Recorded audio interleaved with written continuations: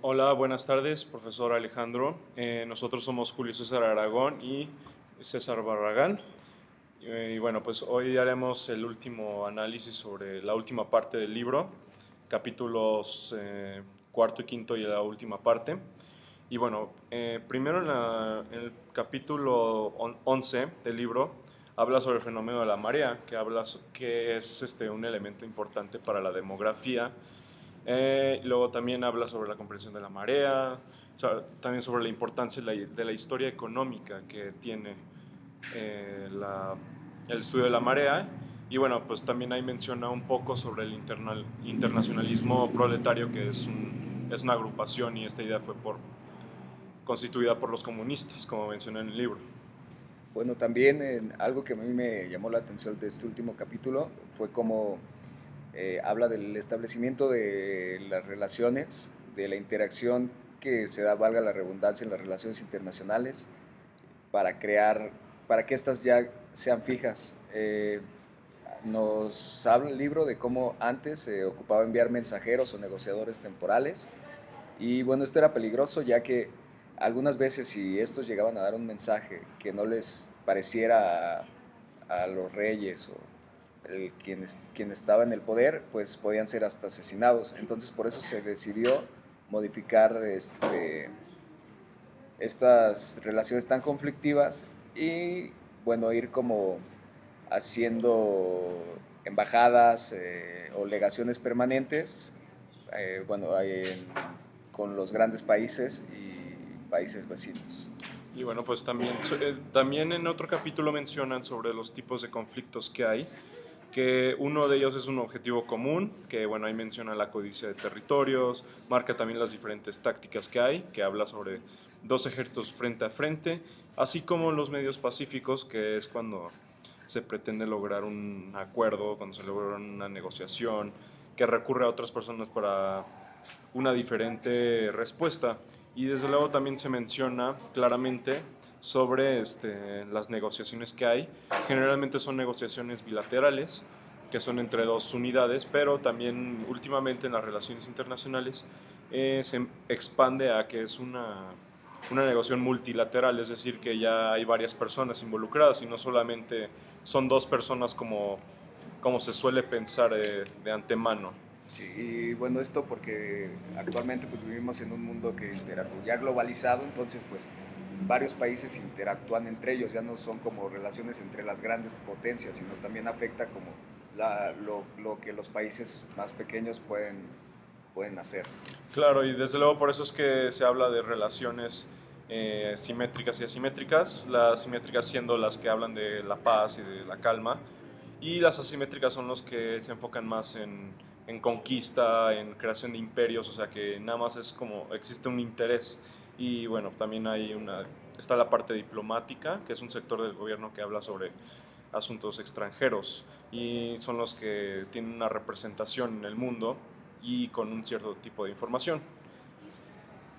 Luego tenemos los tipos de guerra que se mencionan, que hay diferentes tipos de guerra, como fría, noble, aceptada, revoluciones mundiales, guerras raras, guerras civiles, etcétera. Sí, nos da todas estas características de las guerras, bueno, por las que ha pasado el mundo entero. Y bueno, también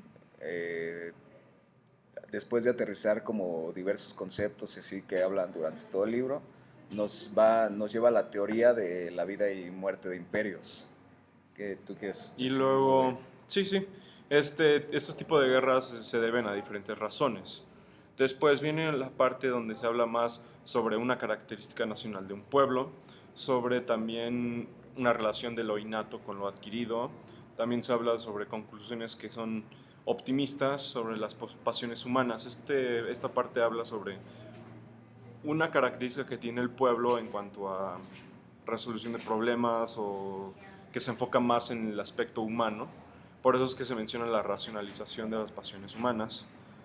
Y luego también habla sobre el origen de los imperios, desde la perspectiva del hombre, sobre las diferentes planificaciones que hay, así como las fuerzas militares presentes.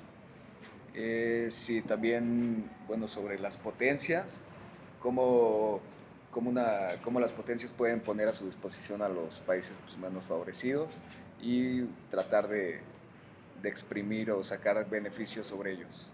Claro, claro, y entonces es cuando, desde luego, una potencia, obviamente, es es una unidad que tiene muchos recursos, entonces una potencia puede doblegar la voluntad de los demás, queriendo decir, a través de una persuasión, regateo, retorsión, amenaza que no implica una fuerza, empleo de la fuerza, y también se puede deducir que es un cierto tipo de manipulación para lograr convencer a las personas para unirse a un bando y obedecer este tipo de ideología.